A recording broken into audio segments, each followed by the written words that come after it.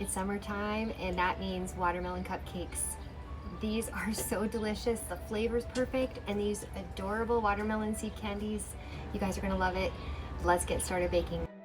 I thought I'd make this easier for you guys to see what you need for the cupcakes. If you'd like to screenshot this, you can refer to the ingredients and quantities later.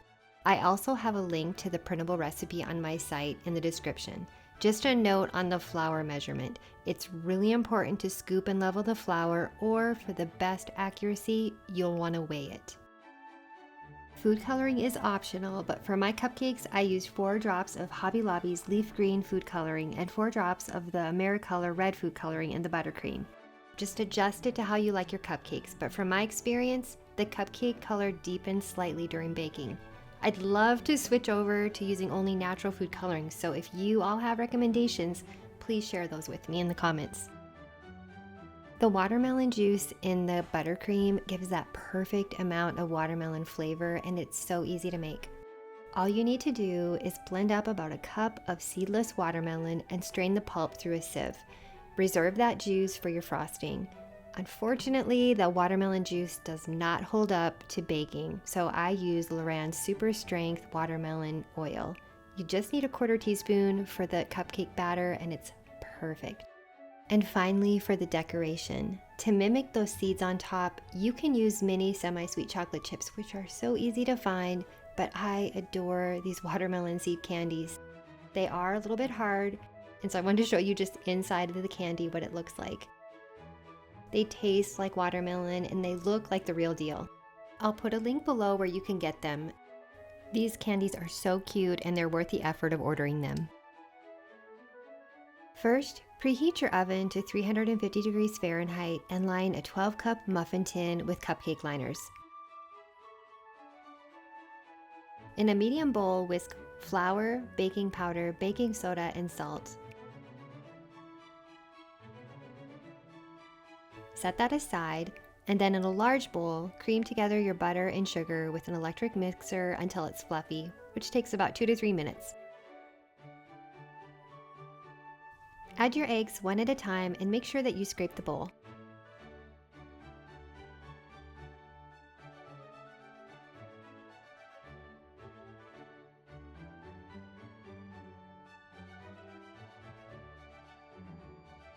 Mix in the vanilla extract and a 1/4 teaspoon of Loran oil watermelon flavor.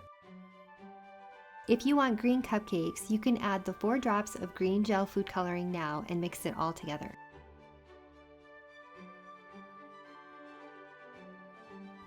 Alternate mixing about half of your dry ingredients, your milk, and the rest of your dry ingredients.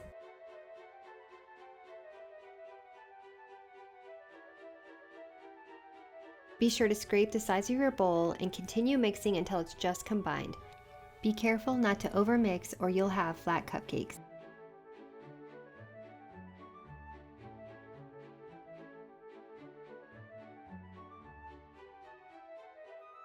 Scoop your batter evenly among the cupcake liners, filling each to about 2/3 or 3/4 full.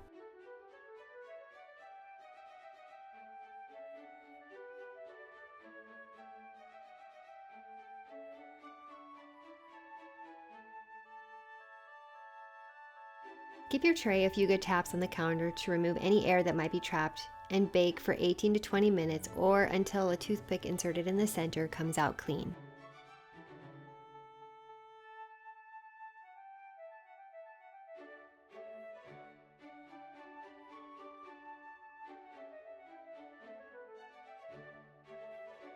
Make sure you let your cupcakes cool for about 5 minutes, and then you can transfer them to a wire rack to cool completely.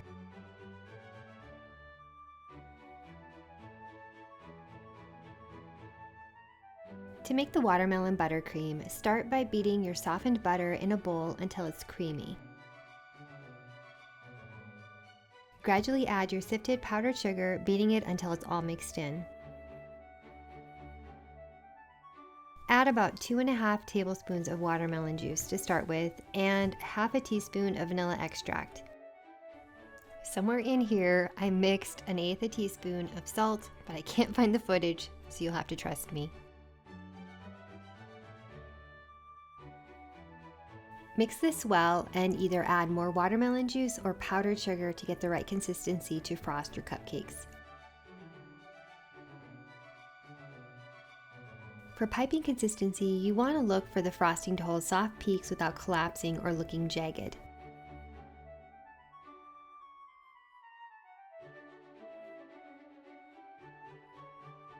If you're using your food coloring, you can add it now, and that's about 4 drops of gel food coloring, but adjust to how you want your cupcakes to look. To test, just lift your beaters and it should hold a peak with a slight curl at the tip. If it's too thick, add a splash of milk or a little bit more watermelon juice. On the other hand, if it's too thin, you can add powdered sugar 1 to 2 tablespoons at a time till it's the right consistency.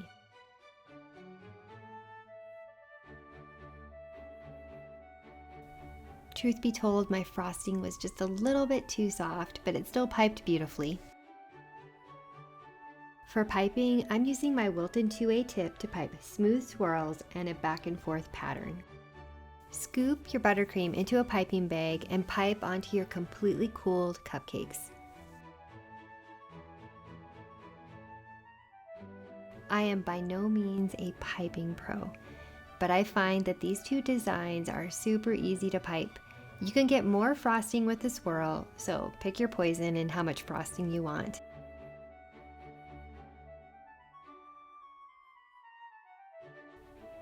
Again, I have to gush about these candies, but be aware they are pretty slippery and you may want to press them into the frosting slightly.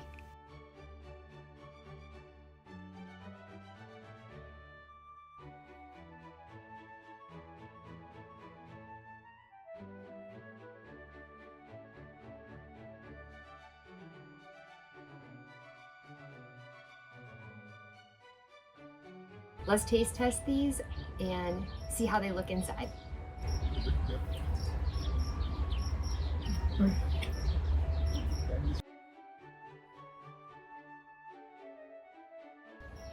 The watermelon seed softens a little bit the longer it sits, but that's perfect.